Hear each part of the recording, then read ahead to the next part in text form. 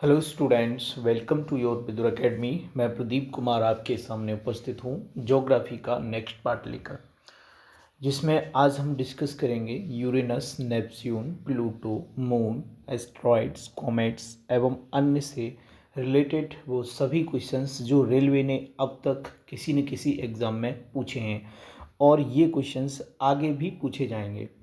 तो यदि आप रेलवे की किसी भी एग्ज़ाम की तैयारी कर रहे हों तो ये सेशन आपके लिए काफ़ी महत्वपूर्ण है। अभी तक आपने यदि चैनल को सब्सक्राइब नहीं किया है तो चैनल को सब्सक्राइब कर लीजिए और वीडियो को ज़्यादा से ज़्यादा अपने दोस्तों में शेयर कर दीजिए। स्टार्ट करते हैं आज का सेशन। आज का पहला क्वेश्चन होगा, प्लूटो ग्रह की खोज किसने की थी? ये चार ऑप्शंस हैं, बताइए इसमें से सही जवाब कौन सा है? तो इसका सही जवाब हो जाएगा ऑप्शन डी, क्लाइड टॉमबाग। क्लाइड टॉमबाग ने प्लूटो ग्रह की खोज की थी। प्लूटो ग्रह की खोज क्लाइड टॉमबाग ने 1930 ईस्वी में की थी। यह सौरमंडल का दूसरा सबसे बड़ा बौना ग्रह है। प्लूटो को 24 अगस्त 2006 को ग्रहों की श्रेणी से बाहर किया गया था। वर्तमान में सौरमंडल में कुल ग्रहों की संख्या 8 है। नेक्स्ट, अगला क्वेश्चन है, निम्नलिखित में से किस ग्रह को ग्रह के रूप में नहीं माना जाता है? तो इसका सही जवाब हो जाएगा ऑप्शन बी, यम। इसको ग्रह के रूप में नहीं माना जाता है। यम, इसकी खोज 18 फरवरी 1930 ईस्वी में क्लाइड डब्ल्यू टॉमबैग ने की थी। किसने की थी? क्लाइड डब्ल्यू टॉमबैग ने की थी। पहले इसे सौरमंडल का सबसे छोटा तथा सूर्य से दूरस्थ ग्रह माना जाता था, लेकिन अब इससे ग्रह का दर्जा छीन लिया गया है। अंतर्राष्ट्रीय खगोलीय संघ IAU ने प्लूटो को अब 134340 नाम दिया है। प्लूटो के उपग्रह चिरान, निक्स और हाइड्रा को भी क्रमशः 134340 और 134340 ब्रैकेट में 2 तथा 134340 ब्रैकेट में 3 के नाम से जाना जाता है। अगला क्वेश्चन है, खगोल शास्त्री ने प्लूटो ग्रह का पता लगाया था। किस खगोल शास्त्री ने लगाया था? तो इसका सही जवाब हो जाएगा ऑप्शन डी, क्लाइड टॉमबाग खगोल शास्त्री ने प्लूटो ग्रह का पता लगाया था। प्लूटो ग्रह की खोज किस वर्ष में की गई थी? तो इसका सही जवाब हो जाएगा ऑप्शन बी, 1930 में। प्लूटो के चांद का नाम क्या है? तो प्लूटो के चांद का नाम है चिरोन। चिरोन क्या है? प्लूटो के चांद का नाम है।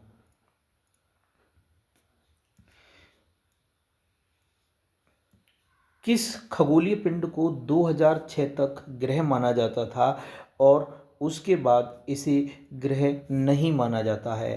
तो इसका सही जवाब हो जाएगा ऑप्शन ए, प्लूटो। निम्नलिखित में से किसको हमारे सौरमंडल का एक ग्रह माना जाता था परंतु अब उसे बौना ग्रह यानी ड्वार्फ प्लैनेट कहते हैं? तो इसका सही जवाब हो जाएगा ऑप्शन सी, प्लूटो।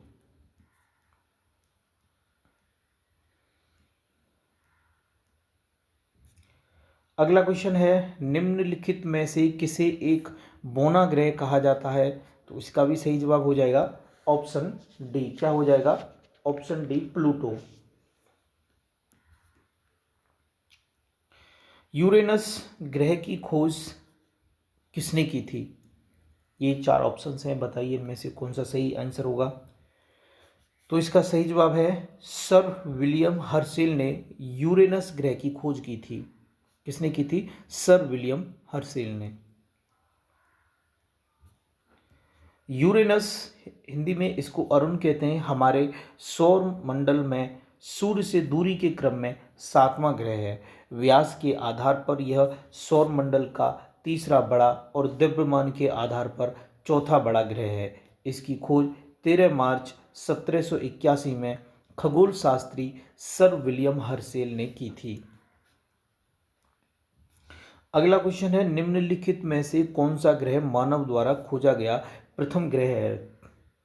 तो इसका सही जवाब हो जाएगा ऑप्शन बी, यूरेनस। ये मानव द्वारा खोजा गया प्रथम ग्रह है। 13 मार्च 1781 ईस्वी को विलियम हर्शेल ने यूरेनस की खोज की। यूरेनस दूरबीन द्वारा खोजा गया जाने वाला पहला ग्रह है। अरुण ग्रह के उपग्रहों में सबसे बड़ा टाइटेनियम है तथा अन्य उपग्रह ओबेरॉन, अम्ब्रियल, एरियल, मिरांडा तथा पोर्सिया है आदि हैं। इस ग्रह में 5 धुंधले छल्ले पाए जाते हैं जिनके नाम alpha, beta, gamma, delta, epsilon है। इसे लेटा हुआ ग्रह भी कहते हैं और इसके 27 उपग्रह हैं। अब जो क्वेश्चंस हम डिस्कस करेंगे वो होंगे मून से रिलेटेड वो सभी क्वेश्चंस जो रेलवे ने किसी न किसी एग्जाम में पूछे हैं और ये क्वेश्चंस आगे भी पूछे जाएंगे। किस अवसर पर चंद्र ग्रहण यानी लूनार इक्लिप्स होता है? तो इसका सही जवाब हो जाएगा ऑप्शन ए, पूर्णिमा पर चंद्र ग्रहण होता है। चंद्र ग्रहण हमेशा पूर्णिमा यानी फुल मून की रात को होता है, जब सूर्य और चंद्रमा के बीच पृथ्वी आ जाती है। जब सूर्य का प्रकाश चंद्रमा तक नहीं पहुंच पाता है तथा पृथ्वी की छाया के कारण चंद्रमा पर अंधेरा छा जाता है, इस स्थिति को चंद्र ग्रहण कहते हैं। सूर्य ग्रहण हमेशा अमावस्या को होता है। चंद्र ग्रहण केवल डैश में होता है। तो इसका सही जवाब हो जाएगा ऑप्शन सी, पूर्णिमा दिवस में होता है चंद्र ग्रहण। चंद्रमा को अपनी धुरी पर एक चक्कर पूरा करने में कितने दिन लगते हैं? तो इसका सही जवाब हो जाएगा ऑप्शन सी, 27.3 पृथ्वी दिवस।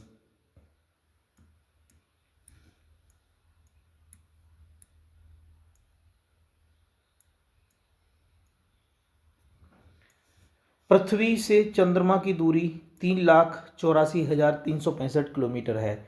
चंद्रमा पर गुरुत्वाकर्षण पृथ्वी से 1/6 है। यह पृथ्वी की परिक्रमा 27.3 दिन में पूरी करता है और अपने अक्ष के चारों ओर एक पूरा चक्कर भी 27.3 दिन में लगाता है।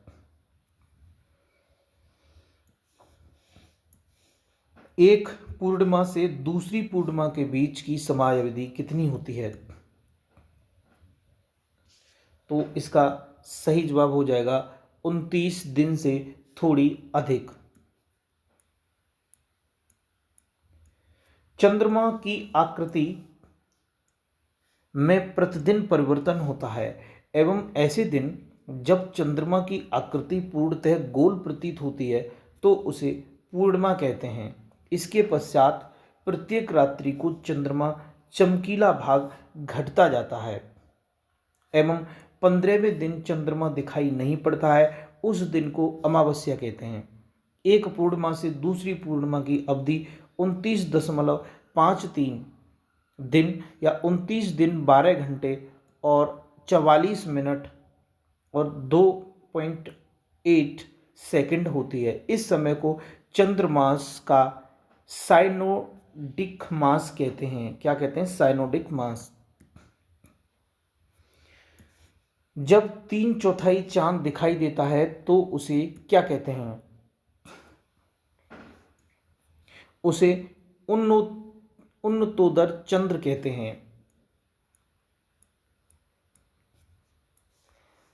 चंद्रमा सूर्य और पृथ्वी की सापेक्ष स्थितियों में परिवर्तित होते रहने के कारण पृथ्वी से दिखाई पड़ने वाले चंद्रमा के प्रकाशमान भाग का आकार अमावस्या से पूर्णिमा तक क्रम से बढ़ता है और पूर्णिमा के पश्चात अमावस्या तक क्रम से घटता है। चंद्रमा की प्रति रात परिवर्तनशील इन स्थितियों को चंद्रकलाएं या चंद्रमा की कलाएं कहते हैं। जब चंद्रमा अपनी कक्षा का एक चौथाई भाग पूरा करता है तो उसका भाग पृथ्वी से दिखाई पड़ता है और इसे अर्धचंद्र कहते हैं। चंद्रमा का जब 3/4 भाग दिखाई पड़ता है तो उसे उन्नतोदर चंद्र कहते हैं। 15वें दिन चंद्रमा और सूर्य के बीच पृथ्वी होती है और चंद्रमा का संपूर्ण प्रतिशत भाग दिखाई पड़ता है जिसे पूर्णिमा कहते हैं। पूर्णिमा तिथि से 15वें दिन चंद्रमा पूर्णतः अदृश्य होता है जिसे अमावस्या कहते हैं। पूर्णिमा तिथि को पहला दिन मानते हुए किस दिन चंद्रमा अदृश्य हो जाता है? तो इसका सही जवाब हो जाएगा ऑप्शन डी, 15वें दिन। पूर्ण तिथि को पहला दिन मानते हुए चंद्रमा 15वें दिन अदृश्य हो जाता है। रात्रि के आकाश में सबसे चमकीली वस्तु कौन सी है? तो इसका सही जवाब हो जाएगा ऑप्शन बी, चंद्रमा। पृथ्वी सौर मंडल का एकमात्र ग्रह है जिस पर जीवन संभव है। इसे नीला ग्रह भी कहा जाता है। इसका एकमात्र उपग्रह चंद्रमा है। यह रात्रि के समय आकाश में सर्वाधिक चमकीला पिंड है। चंद्रमा की सतह और उसकी आंतरिक स्थिति का अध्ययन करने वाले विज्ञान को सेलेनोलॉजी कहते हैं। क्या कहते हैं? सेलेनोलॉजी। चंद्रमा पर धूल के मैदान को शांति सागर कहा जाता है। इसे जीवाश्म ग्रह भी कहते हैं। चंद्रमा की किस अवस्था में चंद्रमा अदृश्य होता है? तो इसका सही जवाब हो जाएगा ऑप्शन डी, अमावस्या। जब सूर्य और चंद्रमा दोनों पृथ्वी के एक ही छोर पर होते हैं तो इस स्थिति को चंद्रमास को प्रारंभ माना जाता है। चंद्रमा इस समय पृथ्वी से नजर नहीं आता है और इस स्थिति को अमावस्या कहते हैं। चंद्रमा पृथ्वी का एकमात्र और सौर प्रणाली का 5वां सबसे बड़ा उपग्रह है। इसे जीवाश्म ग्रह की उपमा प्रदान की जाती है। अगला क्वेश्चन है, एक महीने में कितनी बार आधा चांद दिखाई देता है? तो ये दिखाई देता है 2 बार। एक महीने में आधा चांद 2 बार दिखाई देता है।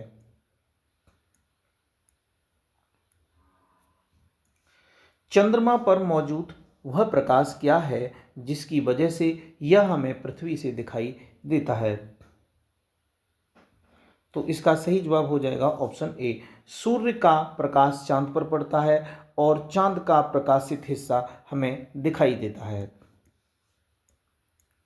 सूर्य एक तारा है तथा पूरे सौर मंडल का प्रधान है। सारे ग्रह उपग्रह इसी के प्रकाश से चमकते हैं। चंद्रमा पृथ्वी का एक प्राकृतिक उपग्रह तथा अन्य ग्रहों एवं उपग्रहों की भांति इसके पास भी स्वयं का कोई प्रकाश नहीं होता एवं ये सूर्य के प्रकाश से प्रकाशित होता है तथा हमें पृथ्वी से दिखाई देता है। अगला क्वेश्चन है, चंद्रमा किस खगोलीय पिंड के चारों ओर घूमता है? तो इसका सही जवाब हो जाएगा ऑप्शन बी, पृथ्वी के। चंद्रमा पृथ्वी का एकमात्र प्राकृतिक उपग्रह है जो पृथ्वी के चारों ओर चक्कर लगाता है। यह सौरमंडल का 5वां सबसे विशाल प्राकृतिक उपग्रह है। यह खुद के प्रकाश से प्रकाशित नहीं होता बल्कि यह सूर्य के प्रकाश से प्रकाशित होता है। अगला क्वेश्चन है, ब्लू मून क्या है? तो इसका सही जवाब हो जाएगा ऑप्शन बी, एक महीने में आने वाला दूसरा चांद ही ब्लू मून कहलाता है। एक महीने में आने वाला दूसरा पूरा चांद ब्लू मून कहलाता है। एक कैलेंडर में 2 पूर्णिमाएं हो तो दूसरी पूर्णिमा का चांद ब्लू मून कहलाता है। इसका मुख्य कारण 2 पूर्णिमाओं के बीच अंतराल 31 दिनों से कम होना है। जब किसी वर्ष विशेष में 2 या अधिक माह ब्लू मून के होते हैं तो उसे ब्लू मून ईयर कहा जाता है।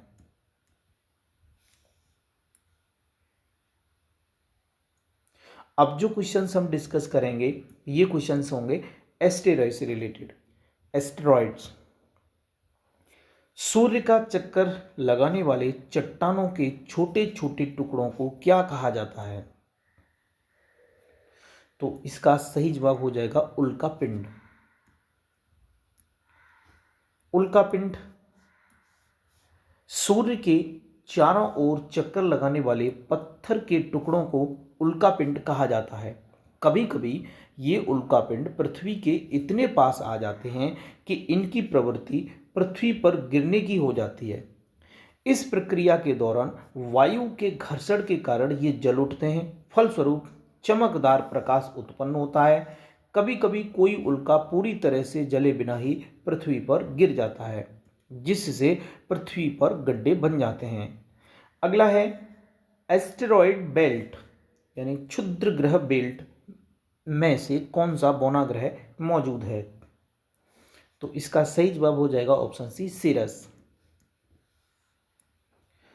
मंगल एवं बृहस्पति ग्रह की कक्षाओं के बीच कुछ छोटे छोटे आकाशीय पिंड हैं जो सूर्य की परिक्रमा कर रहे हैं, उसे क्षुद्र ग्रह कहते हैं। सीरस एक बौना ग्रह है। इस क्षुद्र ग्रह बेल्ट में अवस्थित है। इसकी खोज इटली के खगोल शास्त्री पियाजी ने की थी। अब जो क्वेश्चंस हम डिस्कस करेंगे ये क्वेश्चंस होंगे कॉमेट से रिलेटेड। प्रत्येक 76 ईयर्स में कौन सा धूमकेतु नजर आता है? तो इसका सही जवाब हो जाएगा ऑप्शन ए हैली धूमकेतु। कॉमेट यानी धूमकेतु आकाशीय धूल, बर्फ, हिमानी तथा गैसों के पिंड हैं जो सूर्य से दूर ठंडे व अंधेरे क्षेत्र में रहते हैं। सूर्य के चारों ओर ये लंबी किंतु अनियमित या समकेंद्रित कक्षा में घूमते हैं। अपनी कक्षा में घूमते हुए कई वर्षों के पश्चात जब ये सूर्य के समीप से गुजरते हैं तो गर्म होकर इनसे गैसों की फुहारें निकलती हैं जो चमकीली पूंछ के समान दिखाई पड़ती हैं। हेली पुच्छल तारा 76 ईयर्स के अंतराल पर दिखाई पड़ता है। अंतिम बार यह 1986 ईस्वी में दिखाई दिया था और अगली बार यह 2061 या फिर 2062 में दिखाई देगा।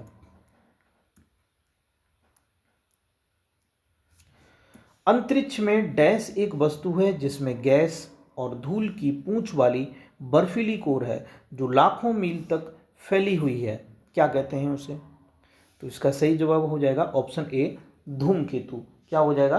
धूमकेतु क्या है? अंतरिक्ष में एक डैश एक वस्तु है, वो कौन सी है? धूमकेतु, जिसमें गैस और धूल की पूंछ वाली बर्फीली कोर है जो लाखों मील तक फैली हुई है।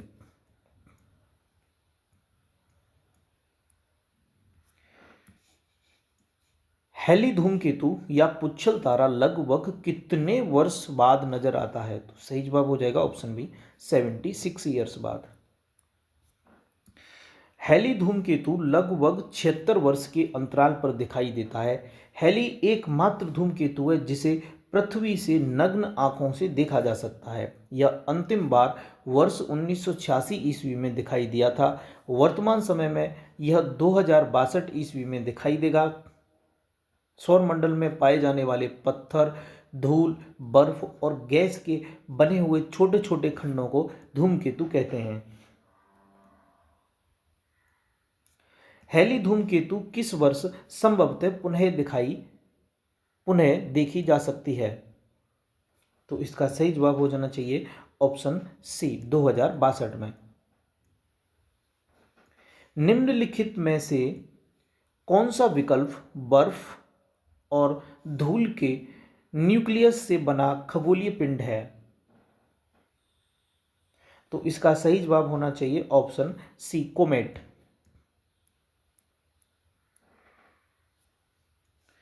कोमेट या धूमकेतु एक सौर मंडलीय पिंड है जो बर्फ, धूल और गैस के न्यूक्लियस से बने छोटे छोटे खंड होते हैं। ये ग्रहों की भांति सूर्य की परिक्रमा करते हैं। एक धूमकेतु की पूंछ किस दिशा में होती है? तो इसका सही जवाब हो जाएगा ऑप्शन ए, सूर्य से दूर। धूमकेतु की पूंछ सूर्य से दूर होती है। एक धूमकेतु की पूंछ सूर्य से दूर होती है। धूमकेतु सौरमंडलीय पिंड है जो धूल, बर्फ और गैस के बने हुए छोटे छोटे खंड होते हैं। अधिकतर धूमकेतु बर्फ, कार्बन डाइऑक्साइड, मीथेन, अमोनिया तथा अन्य पदार्थ जैसे सिलिकेट और कार्बनिक मिश्रण के बने होते हैं। अगला है, हैली धूमकेतु की कक्षीय अवधि डैश है। तो इसका सही जवाब होना चाहिए ऑप्शन के हिसाब से ऑप्शन सी, 75 ईयर्स। हैली धूमकेतु की कक्षीय अवधि 75 वर्ष है। हैली ही एकमात्र लघु अवधि धूमकेतु है जिसे पृथ्वी से नग्न आंखों से साफ साफ देखा जा सकता है। कहीं कहीं आपको ये 76 मिलेगा, 75 या 76, तो डिपेंड करता है ऑप्शन के ऊपर। हैली धूमकेतु की कौन से साल में पृथ्वी के आसपास के क्षेत्र में लौटने की उम्मीद है? तो इसका सही जवाब होना चाहिए 2061। आपको 2061 मिलेगा ऑप्शन में या 2062, ठीक है, इन दोनों में से कोई एक ही मिलेगा। तो अभी यहाँ पर 2061 है, तो ये सही जवाब हो जाएगा।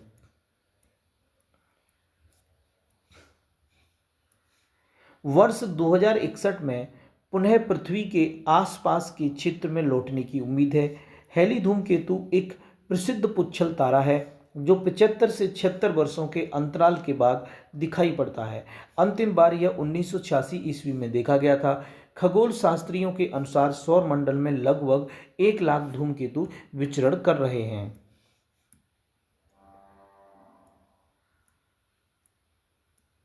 अब जो क्वेश्चंस हम डिस्कस करेंगे ये होंगे अर्थ, पृथ्वी की आंतरिक संरचना से, internal structure of the earth से रिलेटेड वो सभी क्वेश्चंस जो अब तक रेलवे के किसी न किसी एग्जाम में पूछे गए हैं। दुर्बलता मंडल यानी एस्थेनोस्फीयर डैश का भाग है, तो किसका है? इसका सही जवाब हो जाएगा ऑप्शन ए, भूप्रवार या मेंटल का भाग है दुर्बलता मंडल यानी एस्थेनोस्फीयर।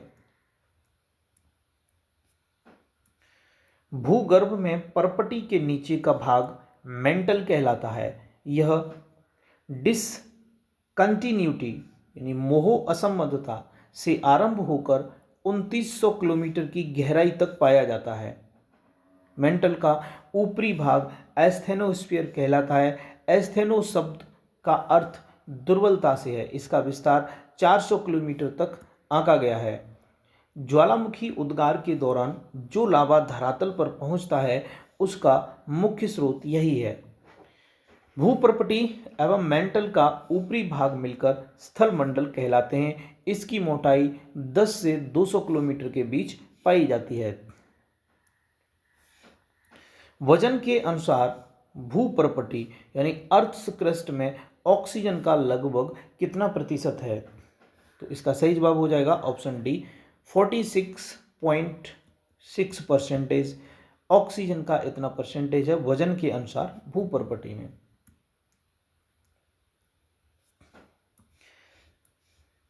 पृथ्वी की भूप्रपटी में ऑक्सीजन की मात्रा 46.6% है। इसके बाद क्रमशः सिलिकॉन की मात्रा 27.7% तथा एल्यूमिनियम की मात्रा 8.1% और आयरन की मात्रा 5% है।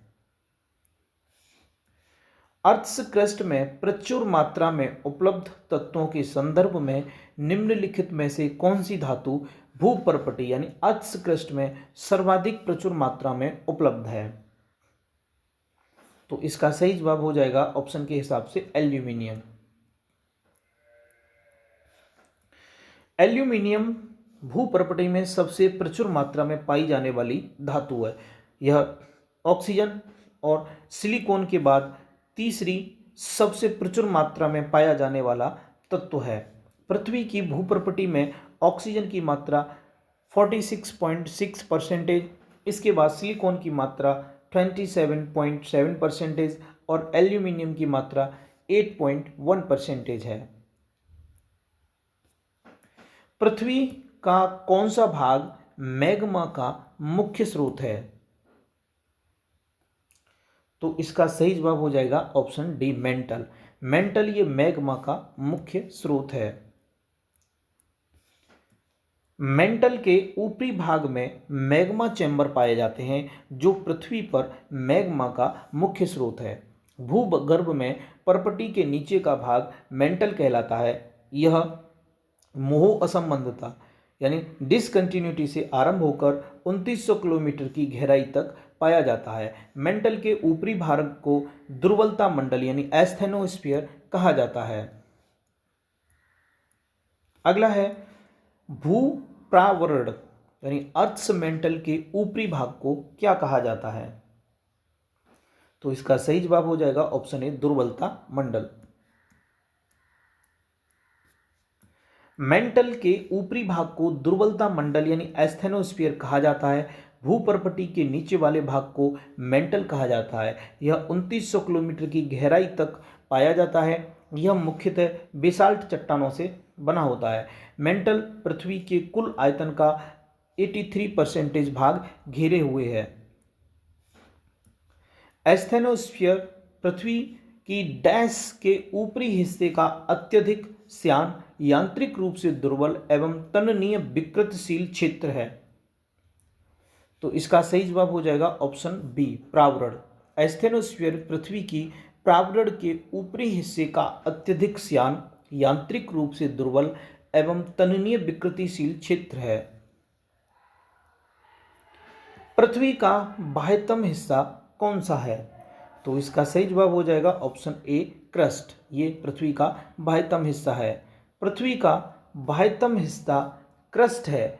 इसकी मोटाई महाद्वीपों एवं महासागरों के नीचे भिन्न भिन्न है। महाद्वीपों के नीचे इसकी औसत मोटाई लगभग 30 किलोमीटर और महासागरों के नीचे लगभग 5 किलोमीटर है। क्रस्ट को दो भागों, ऊपरी क्रस्ट और निचली क्रस्ट में विभक्त किया जाता है। इसके बीच घनत्व में असमानता को कॉनरोड असंबंधता कहते हैं। क्रस्ट मुख्यतः सिलिका और एल्यूमिनियम की बनी है। क्रस्ट और मेंटल के बीच की सीमा को मोह असंबंधता कहते हैं। पृथ्वी पर पाया जाने वाला सर्वाधिक सघन पदार्थ कौन सा है? तो इसका सही जवाब हो जाएगा ऑप्शन ए, ऑस्मियम। ये पृथ्वी पर पाया जाने वाला सर्वाधिक सघन पदार्थ है।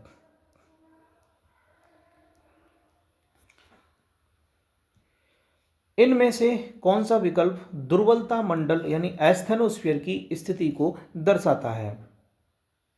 तो इसका सही जवाब हो जाएगा ऑप्शन बी, स्थल मंडल के नीचे। ये दुर्बलता मंडल की स्थिति को दर्शाता है।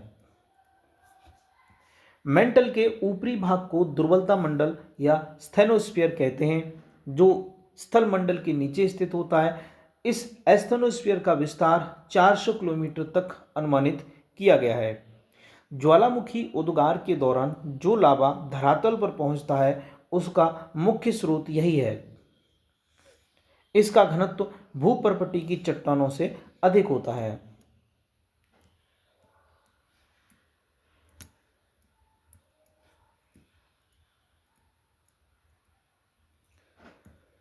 भूपर्पटी की संरचना में अभ्रक की मात्रा लगभग कितनी होती है?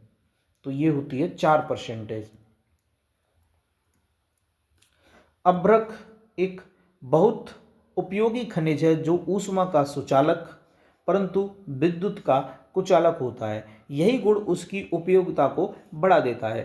भूपर्पटी में अभ्रक की मात्रा लगभग 4% पाई जाती है। भूपर्पटी में पाए जाने वाले प्रमुख तत्व: ऑक्सीजन 46.6%, सिलिकॉन 27.2%, एल्यूमिनियम 8.13% और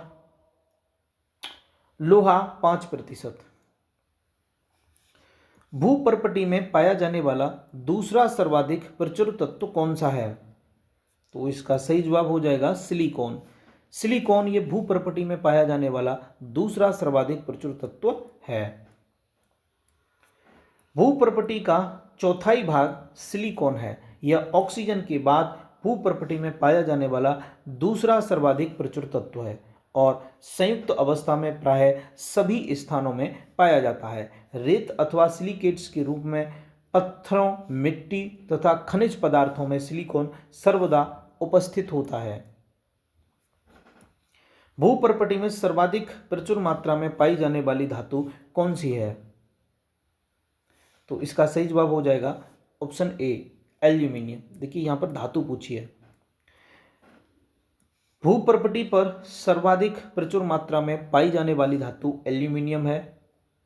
इसका परमाणु क्रमांक 13 है और परमाणु भार 26.98। यह बोरोन परिवार का तत्व है। यह प्रकृति में स्वतंत्र अवस्था में नहीं पाया जाता है। पृथ्वी के अध्ययन को डैश के नाम से भी जाना जाता है। तो इसका सही जवाब हो जाएगा ऑप्शन डी, भूगर्भ शास्त्र, या फिर इसको अंग्रेजी में कहेंगे जियोलॉजी।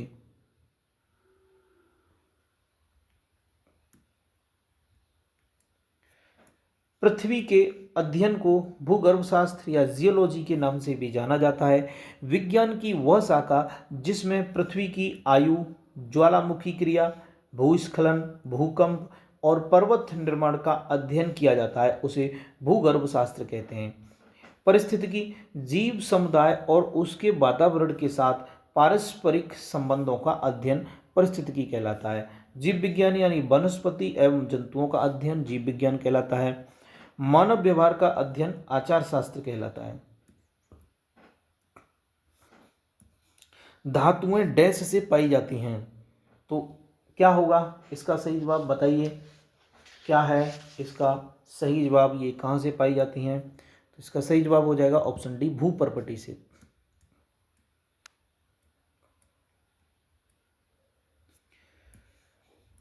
पृथ्वी की सबसे ऊपरी एवं पतली परत को भूपर्पटी कहते हैं, जिसकी औसत मोटाई IUCC द्वारा 30 किलोमीटर तक मानी गई है। धातुएं भूपर्पटी में पाई जाती हैं। धरातल से 34 किलोमीटर नीचे तक क्षेत्र को भूपर्पटी कहा जाता है। इसमें सबसे अधिक मात्रा में पाया जाने वाला तत्व ऑक्सीजन जो 46.60% तथा अन्य तत्वों में सिलिकॉन 27.72%, एल्यूमिनियम 8.23%, लोहा 5%, मैग्नीशियम 2.09%। पृथ्वी के क्रस्ट में सबसे प्रचुर मात्रा में पाया जाने वाला तत्व तो क्या है? सही जवाब हो जाएगा ऑप्शन ए, ऑक्सीजन। पृथ्वी के क्रस्ट में सबसे प्रचुर मात्रा में ऑक्सीजन और दूसरा सिलिकॉन पाया जाता है। अब जो क्वेश्चंस हम डिस्कस करेंगे ये क्वेश्चंस होंगे लैटिट्यूड से रिलेटेड। अक्षांश के समांतर निम्नलिखित में से कौन सी रेखा उनके स्थान के साथ सुमेलित नहीं है? तो इसका सही जवाब हो जाएगा ऑप्शन डी, ये नहीं है। कर्क रेखा उत्तरी गोलार्ध से है, अंटार्कटिक वृत्त भूमध्य रेखा के दक्षिण में और आर्कटिक वृत्त भूमध्य रेखा के उत्तर में, ये सभी सही सुमेलित हैं।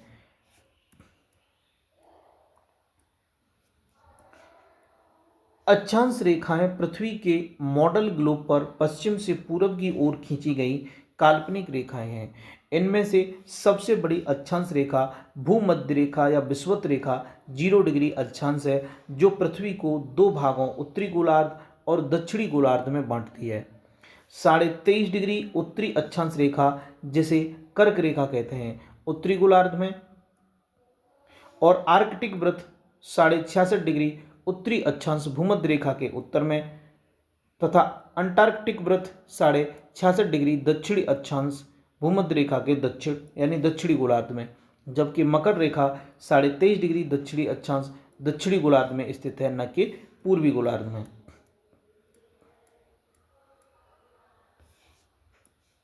देशांतर और अक्षांश के बारे में इनमें से कौन सा कथन गलत है? तो इसका सही जवाब हो जाएगा ऑप्शन ए, देशांतर कभी भी एक दूसरे को प्रतिच्छेदित नहीं करते हैं, ये गलत है। बाकी देखिए 180 डिग्री ईस्ट और 180 डिग्री वेस्ट एक ही देशांतर रेखा को संदर्भित करते हैं, ये सही है। अक्षांश रेखाएं एक दूसरे के समानांतर होती हैं, ये भी ठीक है। अक्षांश कभी भी एक दूसरे को प्रतिच्छेदित नहीं करते हैं, ये भी ठीक है।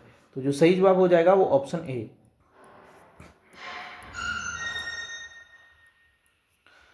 उत्तरी तथा दक्षिणी ध्रुव को मिलाने वाली काल्पनिक रेखा को देशांतर रेखा कहते हैं। ये रेखाएं समांतर नहीं होती हैं। ये रेखाएं उत्तरी तथा दक्षिणी ध्रुव पर एक बिंदु पर मिल जाती हैं।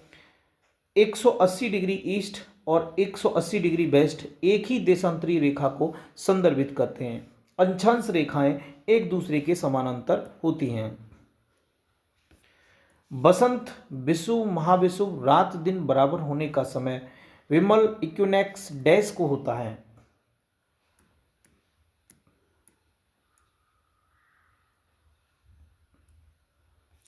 तो इसका सही जवाब हो जाएगा ऑप्शन बी, 21 मार्च को।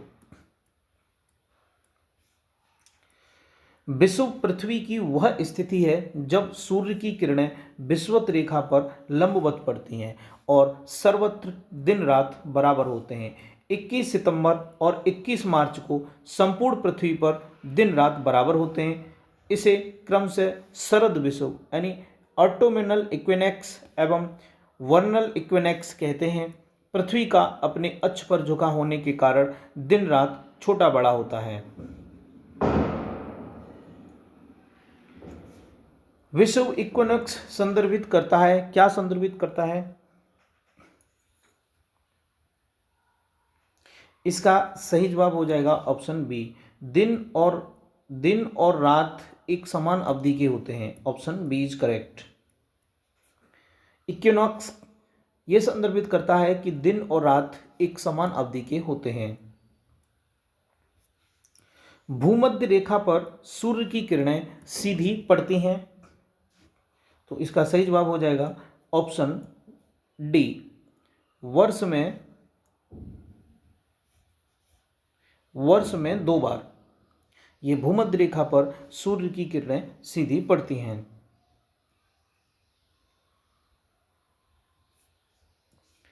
इक्कीस मार्च और 23 सितंबर को सूर्य की किरणें सीधी भूमध्य रेखा पर पड़ती हैं, जिसके कारण पृथ्वी पर दिन और रात बराबर होते हैं। इसे क्या कहा जाता है?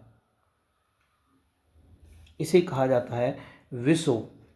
Option A is correct. Globe पर अक्षांश की सबसे लंबी रेखा इनमें से कौन सी है?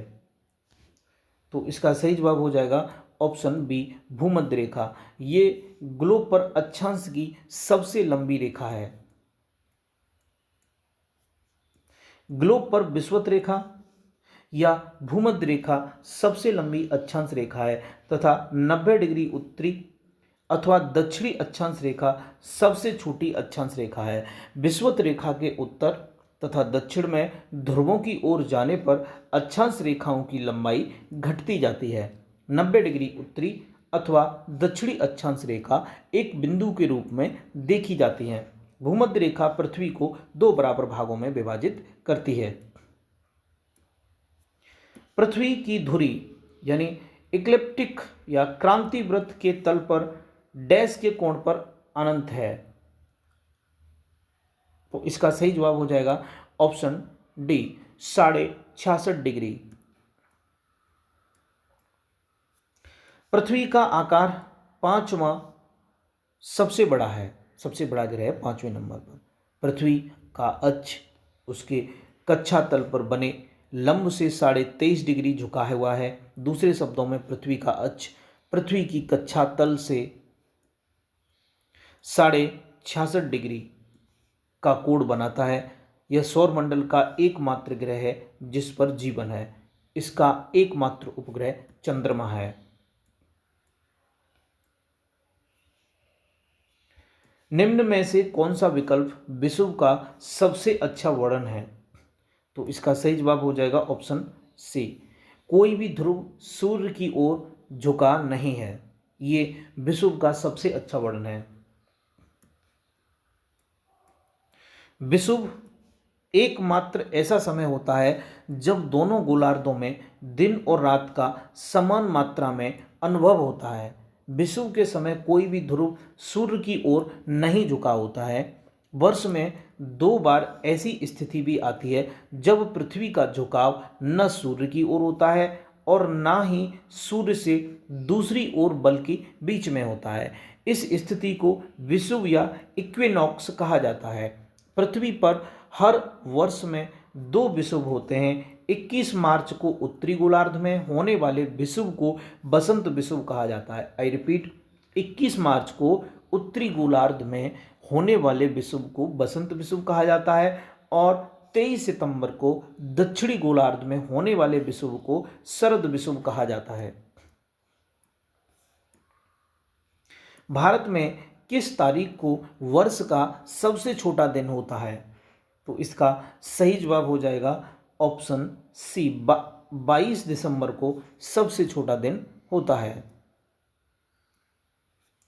22 दिसंबर को सूर्य की किरण मकर रेखा पर लंबवत पड़ती है, जिस वजह से दक्षिणी गोलार्ध में ग्रीष्म ऋतु होती है और यहाँ दिन की अवधि लंबी और रात छोटी होती है, जबकि इस समय उत्तरी गोलार्ध में सूर्य की किरण तिरछी पड़ती है, जिस वजह से यहाँ दिन की अवधि छोटी और रात बड़ी होती है। साथ ही यहाँ शीत ऋतु भी रहती है।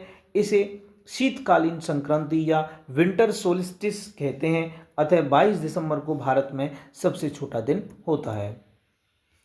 एक विषुव एक वर्ष में कितनी बार होता है? तो इसका सही जवाब हो जाएगा ऑप्शन बी, 2 बार।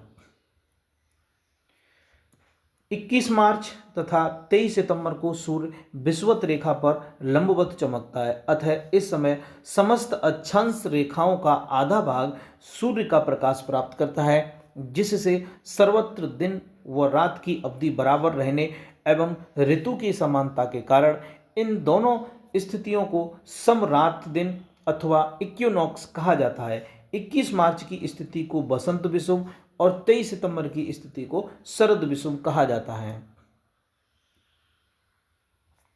सामान्यतः पूरे ग्रह पर लगभग समान रात और दिन को डैश कहते हैं। तो इसका सही जवाब हो जाएगा ऑप्शन सी, विषुव।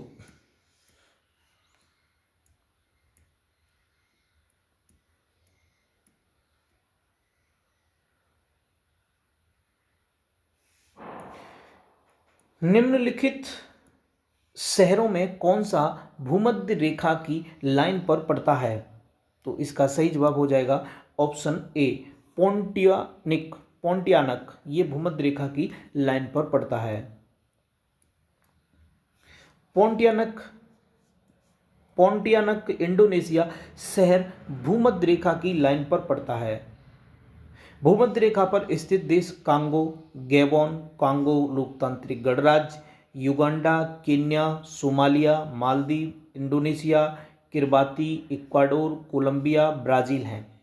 भूमध्य रेखा को वास्तव में न छूने वाला सबसे निकटतम देश पेरू है। अगला क्वेश्चन है, कर्क रेखा डैश है। तो इसका सही जवाब हो जाएगा ऑप्शन सी, 23.5 डिग्री उत्तरी अक्षांश को कर्क रेखा कहते हैं। भूपृष्ठ पर विषुवत रेखा या भूमध्य रेखा के उत्तर या दक्षिण में एक याम्योत्तर पर किसी भी बिंदु को पृथ्वी के केंद्र से मापी गई कोणीय दूरी अक्षांश रेखा कहलाती है। यह पृथ्वी को 2 बराबर भागों में बांटती है। उत्तरी गोलार्ध में 23.5 डिग्री उत्तरी अक्षांश रेखा कर्क रेखा कहलाती है और 66.5 डिग्री उत्तरी उपध्रुव वृत्त कहा जाता है, जबकि दक्षिणी गोलार्ध में 23.5 डिग्री दक्षिणी अक्षांश रेखा मकर रेखा और 66.5 डिग्री दक्षिणी उपध्रुव वृत्त कहलाता है।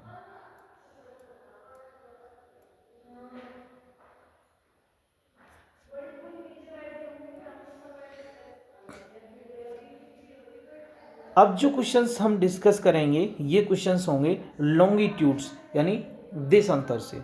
निम्नलिखित में से किस देशांतर को अंतरराष्ट्रीय तिथि रेखा माना जाता है?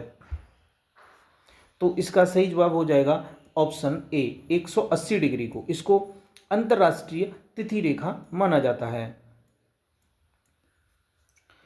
देशांतर रेखाएं पृथ्वी के मॉडल ग्लोब पर उत्तरी ध्रुव को दक्षिणी ध्रुव से मिलाती हुई खींची गई काल्पनिक रेखाएं हैं।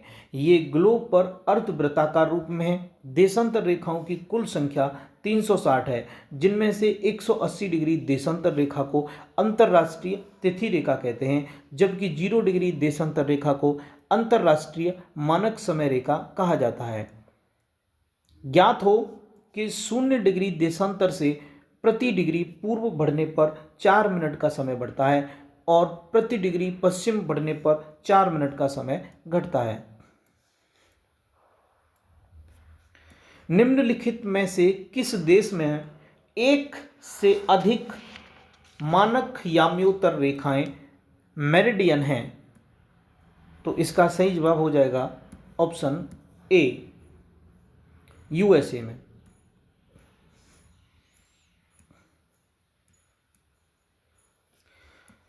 यूएसए में एक से अधिक मानक याम्योत्तर रेखाएं हैं। कुछ देशों का देशांतरीय विस्तार अधिक होने के कारण सुविधा के लिए एक से अधिक मानक समयों को अपनाया जाता है, जैसे रूस, फ्रांस, संयुक्त राज्य अमेरिका एवं ऑस्ट्रेलिया।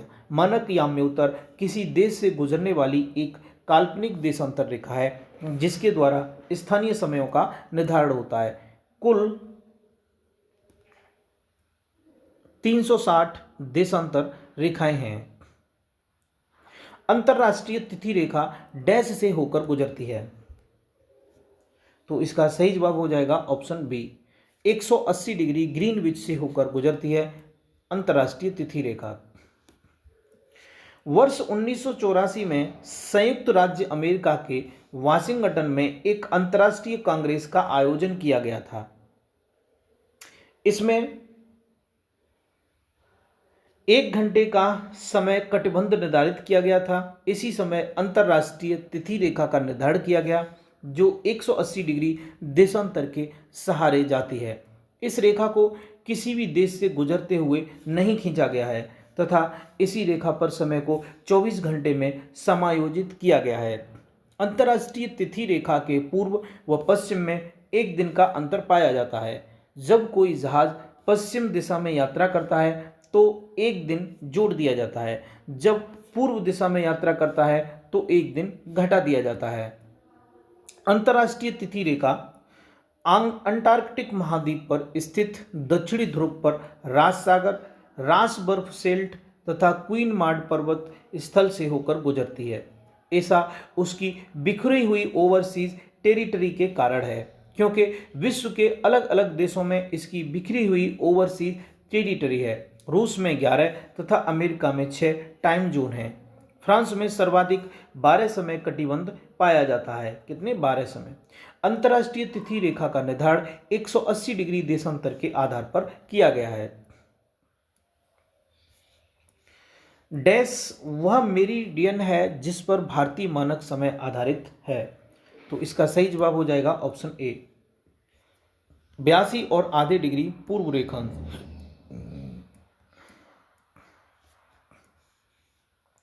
भारतीय मानक समय की स्थापना 1 सितंबर 1947 को हुई थी। भारतीय मानक समय 82.5 डिग्री पूर्वी देशांतर रेखा को माना गया है, जो इलाहाबाद यानी प्रयागराज के निकट नैनी से होकर गुजरती है। इसी को मानक समय माना गया है। यह ग्रीनविच समय से 5 घंटा और 30 मिनट आगे है। 82.5 डिग्री पूर्वी देशांतर रेखा 5 राज्यों उत्तर प्रदेश, मध्य प्रदेश, छत्तीसगढ़, उड़ीसा और आंध्र प्रदेश से होकर गुजरती है। ग्रीनविच माध्य समय GMT से भारतीय मानक समय IST कितना आगे है? तो इसका सही जवाब हो जाएगा ऑप्शन डी, 5 घंटे 30 मिनट।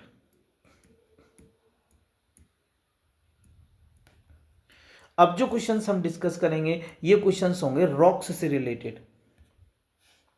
निम्नलिखित में से कौन सी रॉक्स का एग्जाम्पल नहीं है? तो इसका सही जवाब हो जाएगा ऑप्शन ए, एस्फॉल्ट। ये रॉक्स का एग्जाम्पल नहीं है। सिस्ट, बेसॉल्ट और ग्रेनाइट ये सभी सेल या रॉक्स के एग्जाम्पल हैं। पृथ्वी की सतह के कठोर भाग को चट्टान कहते हैं, जो पृथ्वी की बाहरी परत की संरचना की मूलभूत इकाई है। उत्पत्ति के आधार पर चट्टान 3 प्रकार की होती है: आग्नेय चट्टान, अवसादी चट्टान तथा कायांतरित चट्टान। ग्रेनाइट, बेसाल्ट, सिस्ट आदि भी सेल के उदाहरण हैं। प्रसिद्ध सरदार सरोवर बांध निम्नलिखित में से किस नदी पर बनाया गया है? तो इसका सही जवाब होना चाहिए ऑप्शन बी, नर्मदा। सरदार सरोवर परियोजना मध्य प्रदेश, महाराष्ट्र, गुजरात और राजस्थान की संयुक्त परियोजना है जो नर्मदा व उसकी सहायक नदियों पर निर्मित है। नर्मदा नदी दक्षिण पश्चिम मालवा पठार के बाद एक लंबे गाज का निर्माण करती है। इस गाज का विस्तार गुजरात तक है जहां सरदार सरोवर बांध का निर्माण किया गया है। अगला क्वेश्चन है, पेट्रोलॉजी के संबंध में कौन सा कथन सही है? तो इसका सही जवाब हो जाएगा ऑप्शन ए। यह सेलों की उत्पत्ति, संरचना और संगठन से संबंधित विज्ञान की एक शाखा है। पेट्रोलॉजी, इसमें चट्टानों, सेलों की उत्पत्ति, संरचना और संगठन से संबंधित भौतिक गुणों का अध्ययन किया जाता है जिसमें आग्नेय, कायांतरित और तलछटी चट्टानों का बनना और बदलना शामिल है। पेट्रोलॉजी भूविज्ञान की एक शाखा है। अगला है, पेडोलॉजी के लिए किस अन्य शब्द का उपयोग किया गया है? तो इसका सही जवाब हो जाएगा ऑप्शन बी, सॉइल जियोग्राफी। यह है पेडोलॉजी के लिए एक अन्य शब्द। मृदा भूगोल यानी सॉइल जियोग्राफी को अंग्रेजी में पेडोलॉजी अथवा पेडोजियोग्राफी कहते हैं। मृदा भूगोल भौतिक भूगोल की ही एक शाखा है जिसमें मृदा के निर्माण, उसकी विशेषताएं, वितरण आदि का वैज्ञानिक अध्ययन किया जाता है। मृदा निर्माण के बारे में कौन सा कथन गलत है?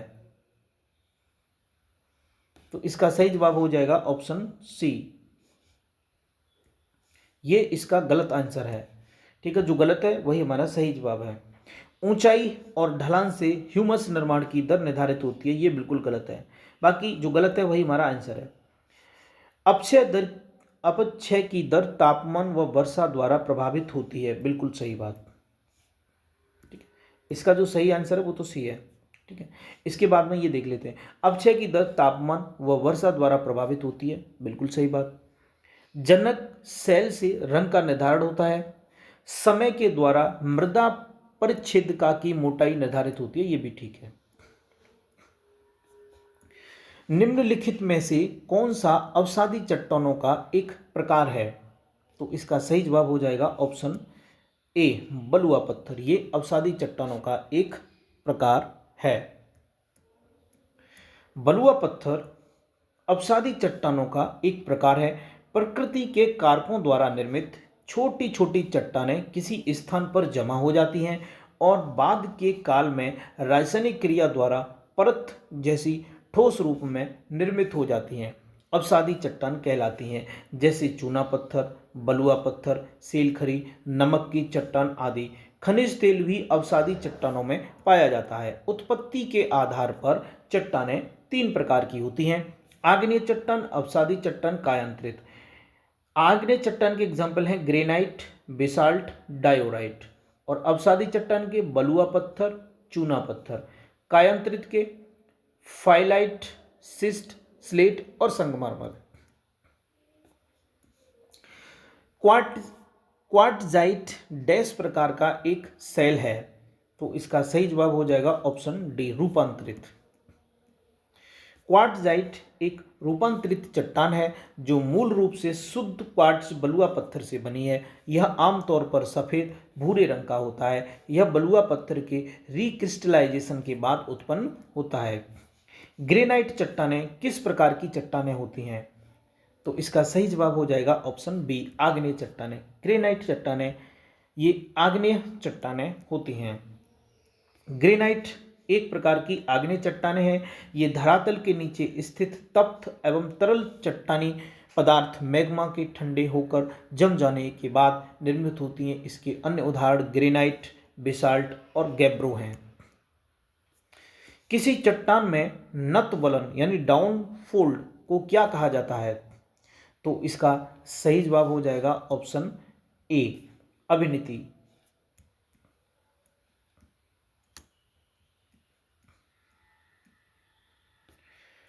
भूपर्पटीय संपीड़न बल अवनति रचना के लिए उत्तरदायी है। जब दो क्षैतिज बल एक ही दिशा में दो या दिशाओं से आमने सामने कार्य करते हैं तो संपीड़न होता है। संपीड़न के कारण चट्टानों में बलन तथा संबलन बढ़ जाते हैं। क्षैतिज संचलन द्वारा उत्पन्न वलन का भाग नीचे मुड़कर धंस जाता है, जिसके परिणाम स्वरूप अवनति रचना का निर्माण होता है, जबकि ऊपर उठे भाग को अपनति कहा जाता है। पिघली हुई मैग्मा से बनने वाली चट्टानों को डैश कहा जाता है। तो इसका सही जवाब हो जाएगा ऑप्शन सी, आग्नेय चट्टानें। ये पिघली हुई मैग्मा से बनी होती हैं। ज्वालामुखी से निकले लावा या मैग्मा के ठंडा होने पर जो चट्टानें बनती हैं वे आग्नेय चट्टानें कहलाती हैं। इनमें परतें और जीवाश्म नहीं पाया जाता है। इसमें धात्विक खनिज जैसे सोना, तांबा और जस्ता आदि पाया जाता है। चट्टानों के टूटकर परत दर परत जमने से अवसादी चट्टानों का निर्माण होता है, जैसे बलुआ पत्थर और चूना पत्थर। ताप, दाब एवं रासायनिक क्रियाओं के कारण आग्नेय एवं अवसादी चट्टानों का रूप बदल जाता है, जिसे कायांतरित चट्टान कहते हैं। अगला है ग्रेनाइट किसका उदाहरण है? तो इसका सही जवाब हो जाएगा ऑप्शन सी, आग्नेय चट्टान का। ग्रेनाइट आग्नेय चट्टान का एग्जाम्पल है। ज्वालामुखी उद्गार के दौरान भूगर्भ से निकलने वाला लावा ठंडा होने से आग्नेय शैलों में बदल जाता है। इनका निर्माण सर्वप्रथम होने के कारण इन्हें प्राथमिक शैल भी कहा जाता है। इन चट्टानों में जीवाश्म नहीं पाए जाते हैं। ग्रेनाइट के अलावा बेसाल्ट, पेगमाटाइट, डायोराइट, पिचस्टोन आदि इसके अन्य प्रमुख उदाहरण हैं। अगला है मुख्य खनिज घटक के रूप में उपस्थित कैल्शियम कार्बोनेट सेल को क्या कहते हैं? तो इसका सही जवाब हो जाएगा ऑप्शन ए, चूनामय चट्टान। मुख्य खनिज घटक के रूप में उपस्थित कैल्शियम कार्बोनेट वाले सेल को चूनामय चट्टान कहते हैं। चूनामय चट्टान में मुख्य रूप से कैल्शियम कार्बोनेट विद्यमान होता है, जैसे चूना पत्थर, जिप्सम, मार्बल, सेल आदि। इनकी सामर्थ्य सिलिकामय चट्टानों की अपेक्षा कम होती है तथा यह जल्दी से ही पानी से प्रभावित हो जाता है। पृथ्वी के आवरण में गैसों के साथ मिश्रित पिघले हुए पदार्थ को क्या कहते हैं? तो इसका सही जवाब हो जाएगा ऑप्शन डी, मैग्मा। क्या कहते हैं? पृथ्वी के आवरण में गैसों के साथ मिश्रित पिघले हुए पदार्थ को मैग्मा कहा जाता है। पृथ्वी के आवरण में गैसों के साथ मिश्रित चट्टानों के पिघले हुए पदार्थ को मैग्मा कहते हैं। मैग्मा की उत्पत्ति उच्च ताप और दाब के कारण होती है। यह एक गर्म पदार्थ है जिसमें जलीय वाष्प व गैस होती है। इसमें मुख्यतः ऑक्सीजन, सिलिकॉन और aluminium, iron, calcium, magnesium, sodium आदि होते हैं। इसका निर्माण पृथ्वी की सतह के नीचे होता है। जब मैग्मा पृथ्वी की सतह पर आता है तो इस मैग्मा को लावा कहा जाता है। पृथ्वी की पपड़ी में सबसे पुरानी चट्टानों ज्वालामुखी विस्फोट में बाहर आ जाती है और कठोर चट्टानों का रूप ले लेती है। इन्हें क्या कहा जाता है? इन्हें कहा जाता है आग्नेय चट्टान। पृथ्वी की पपड़ी में सबसे पुरानी चट्टानों ज्वालामुखी विस्फोट में बाहर आ जाती है और कठोर चट्टानों का रूप लेती है। इन्हें आग्नेय चट्टान कहा जाता है। आग्नेय चट्टानें ज्वालामुखी से निकलने वाले तरल मैग्मा या लावा के जमने से बनती है। यह मैग्मा पृथ्वी की पपड़ी पर कठोर चट्टान में रूपांतरित हो जाती है। आग्नेय चट्टान स्थूल, परत रहित, कठोर संघनन एवं जीवाश्म रहित है। आर्थिक रूप से यह बहुत संपन्न चट्टान है। इसमें चुंबकीय लोहा, निकिल, तांबा, सीसा, जस्ता, क्रोमाइट, मैंगनीज तथा प्लेटिनियम पाए जाते हैं। इन चट्टानों का उदाहरण बेसाल्ट, ग्रेवो, डायोराइट है। अब जो क्वेश्चंस हम डिस्कस करेंगे ये होंगे अर्थक्वेक से, यानी भूकंप से रिलेटेड सभी क्वेश्चंस जो अब तक रेलवे ने पूछे हैं। अंडमान और निकोबार द्वीप समूह निम्नलिखित में से किस भूकंपीय क्षेत्र के अंतर्गत आता है? तो इसका सही जवाब हो जाएगा ऑप्शन डी, क्षेत्र 5 के अंतर्गत।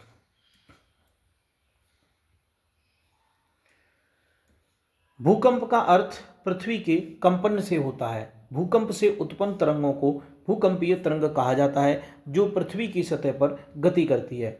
इन्हें सिस्मोग्राफ से नापा जाता है। जहां भूकंप केंद्र स्थित होता है उसे हाइपोसेंटर कहा जाता है। जहां भूकंपीय तरंगें पहले पहुंचती हैं उसे एपिसेंटर कहा जाता है। भूकंप की संवेदनशीलता को देखते हुए भारत को 4 जोन में बांटा गया है। ये जोन निम्न है: सिम्सचोक जोन प्रथम, सिस्मिक जोन तृतीय, सिस्मिक जोन चतुर्थ और सिस्मिक जोन फिफ्थ। इन सब में सबसे संवेदनशील सिस्मिक जोन 5 है, जिसके अंतर्गत अंडमान निकोबार द्वीप के साथ साथ जम्मू कश्मीर, हिमाचल प्रदेश, उत्तराखंड, गुजरात का कच्छ, उत्तर बिहार के क्षेत्र शामिल हैं। यहाँ रिक्टर स्केल पर 8 से 9 तीव्रता वाले भूकंप आने की संभावना रहती है। निम्न में से किसे प्लेट विवर्तनिकी का जनक माना जाता है? तो इसका सही जवाब हो जाएगा ऑप्शन डी, अल्फ्रेड वेगेनर को।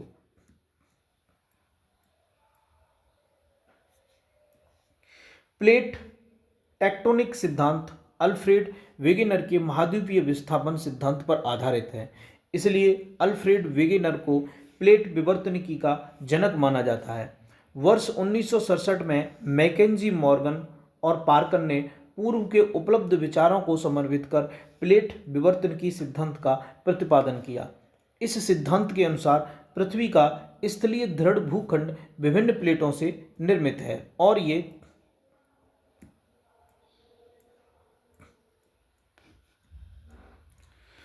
ये प्लेटें स्वतंत्र रूप से पृथ्वी के दुर्बलता मंडल पर विभिन्न दिशाओं में संचलन करती हैं।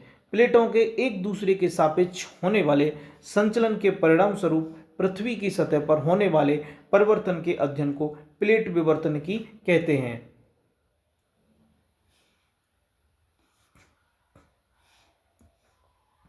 सुनामी का विनाशकारी रूप, जिसे भूकंपी समुद्री लहरें भी कहा जाता है, सामान्यतः डैश वाले भूकंप के कारण होता है। तो इसका सही जवाब हो जाएगा ऑप्शन डी, यानी 7.5 तीव्रता से भी ज्यादा। सुनामी अंग्रेजी शब्द टी सुनामी जापानी भाषा के 2 शब्दों चू और हार्बर्स अर्थात बंदरगाह तथा नामी वेव अर्थ अर्थात तरंग से बना है। अतः सुनामी वे सागरीय तरंग हैं जो तटीय भागों को प्रभावित करती हैं और बड़े पैमाने पर विनाश करती हैं।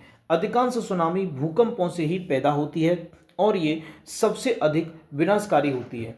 जब महासागरीय नितल पर 7.5 रिएक्टर पैमाने से अधिक तीव्रता का भूकंप आता है तो नितल पर बड़े पैमाने पर हलचल मच जाती है और उसके ऊपर के जल का संतुलन बिगड़ जाता है। 26 दिसंबर 2004 को हिंद महासागर में आए विनाशकारी सुनामी का कारण भूकंप ही था। कौन सा पृथ्वी के भीतर के भूकंपों का अध्ययन है? पृथ्वी के भीतर के कंपनों का अध्ययन। तो इसका सही जवाब हो जाएगा ऑप्शन ए, भूकंप विज्ञान।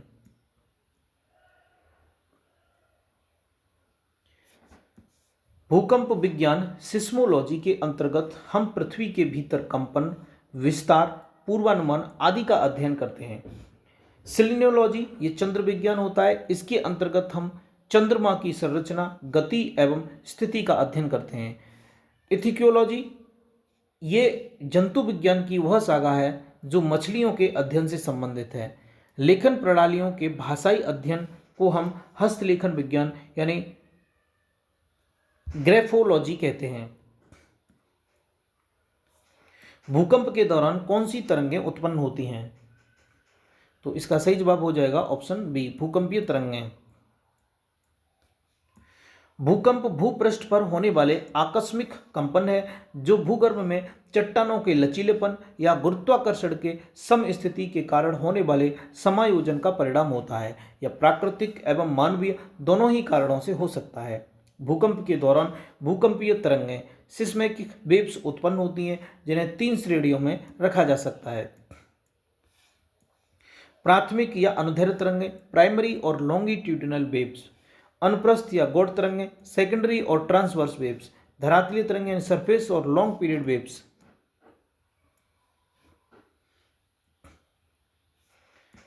निम्नलिखित में से कौन सी सबसे तीव्र भूकंपीय तरंगें हैं?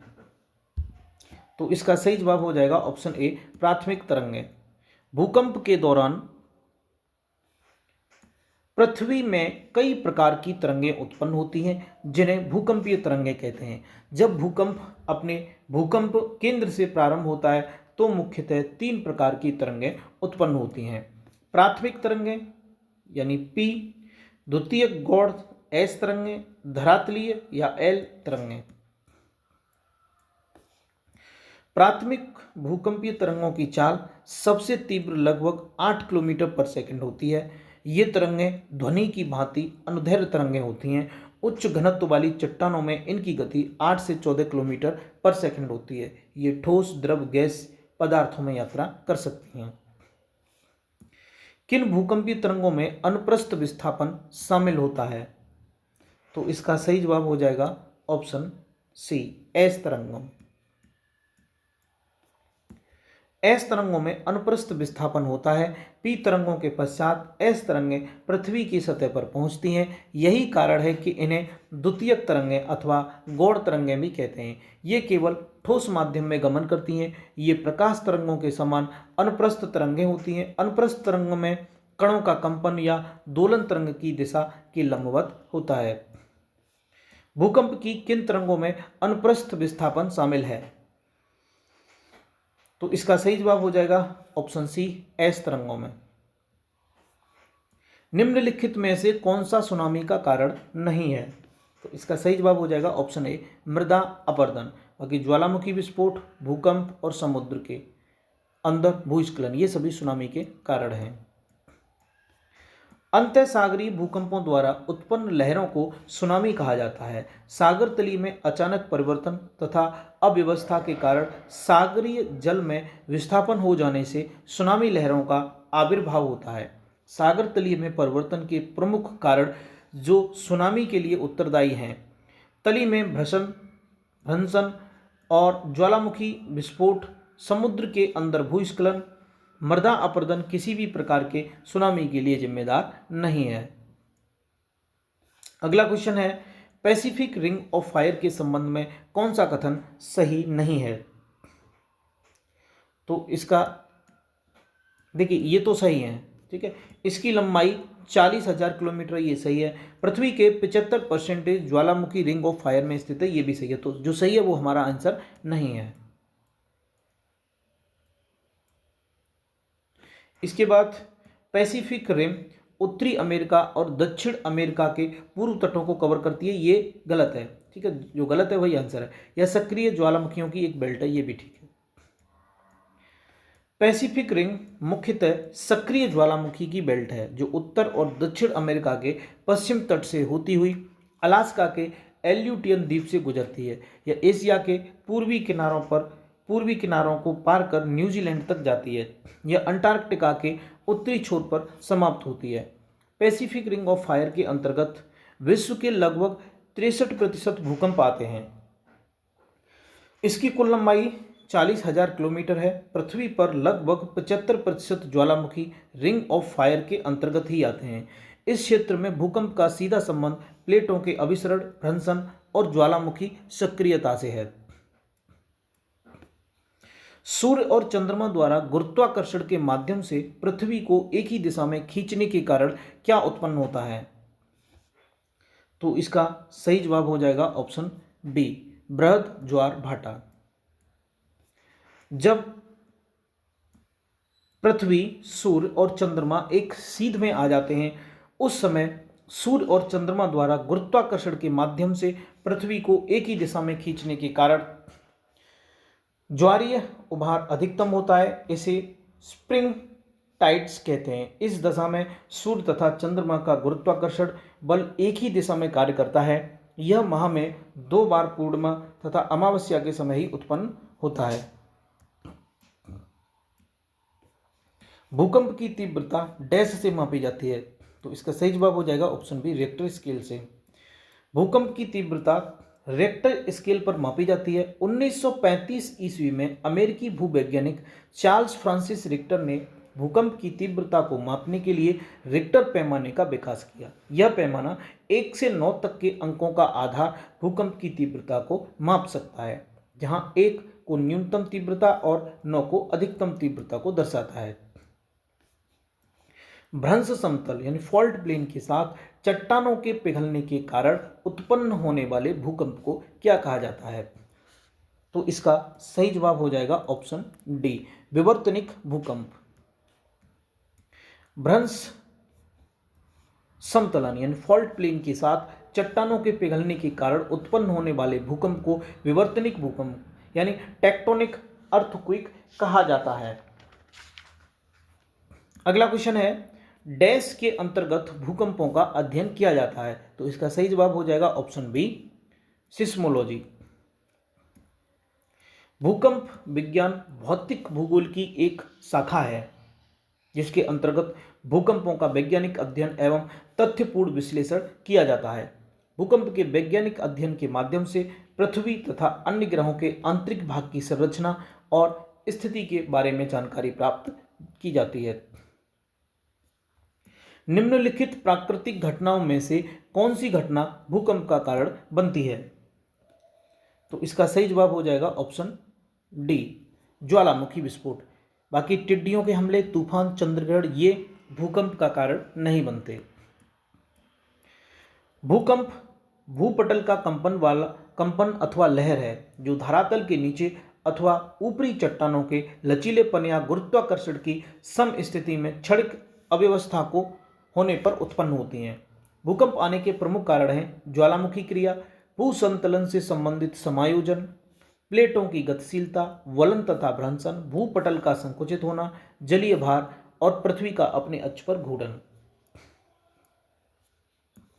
जिस तरह बैरोमीटर दाब से संबंधित है, ठीक उसी तरह सिस्मोग्राफ किससे संबंधित है? यह है भूकंप से। बैरोमीटर से वायु दाब मापा जाता है, सिस्मोग्राफ से भूकंप, पायरोमीटर से उच्च तापमान को मापा जाता है, फेदोमीटर से समुद्र की गहराई। अगला है, निम्नलिखित में से कौन सा भारतीय शहर निम्नतम भूकंपीय क्षेत्र में है? तो इसका सही जवाब हो जाएगा ऑप्शन बी, रायपुर। पहले भारत में भूकंपीय जोनों की संख्या 5 थी, परंतु जोन 1 को समाप्त कर देने के बाद वर्तमान में भारत को जोन 2, जोन 3, जोन 4, जोन 5 यानी कुल 4 जोन में विभक्त किया गया है। जोन 5 सर्वाधिक संवेदनशील भूकंप जोन है, जिसके अंतर्गत पूरा पूर्वोत्तर भारत, उत्तराखंड, गुजरात, कच्छ का रण, जम्मू कश्मीर के कुछ हिस्से शामिल हैं, जबकि जोन 2 सबसे कम संवेदनशील भूकंप जोन है। स्पष्टतः दिए गए विकल्पों में रायपुर सबसे निम्नतम क्षति वाले भूकंप जोन में स्थित है। कौन सी सुनामी चेतावनी का एक संकेत है? तो इसका सही जवाब हो जाएगा ऑप्शन सी, समुद्र तट से तुरंत वापस गिरने वाला पानी। समुद्र तट से तुरंत वापस गिरने वाला ये एक सुनामी चेतावनी का संकेत है। जब भूकंप का अधिकेंद्र किसी समुद्री क्षेत्र में स्थापित हो जाता है तो समुद्र में प्रवाहित होने वाला जल दिशा विहीन हो जाता है, जिससे जलीय तरंगें आपस में टकराकर ऊंची ऊंची लहरों में परिवर्तित हो जाती हैं। यह लहरें तटों से टकराकर अत्यधिक विनाश करती हैं, जिसे सुनामी कहते हैं। सुनामी जापानी भाषा का शब्द है। सुनामी चेतावनी का एक संकेत है समुद्र तट से तुरंत वापस गिरने वाला पानी।